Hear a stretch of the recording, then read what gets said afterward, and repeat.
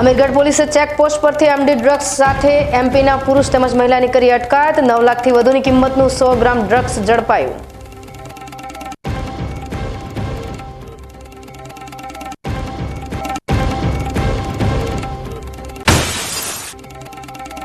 બનાસકાંઠામાં 334 પ્રાથમિક શાળામાં ફાયર સેફટી વસાવી એનઓસી મેળવવા અપાઈ નોટિસ। 164 સરકારી અને 70 ખાનગી પ્રાથમિક શાળાઓને 30 દિવસમાં ફાયર સેફટી વસાવી રિપોર્ટ રજૂ કરવા કરાઈ તાકીદ।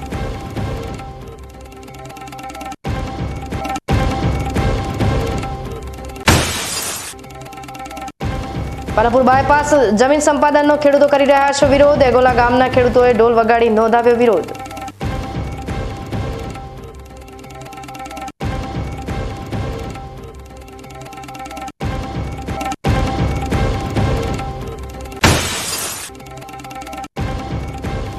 અને દાંતીવાડાના જાત સીપુ નદી કિનારે આવેલા 50થી વધુ રહેણાંક ઘરોમાં 40 વર્ષે મળી વીજળી અને અન્ય સુવિધા।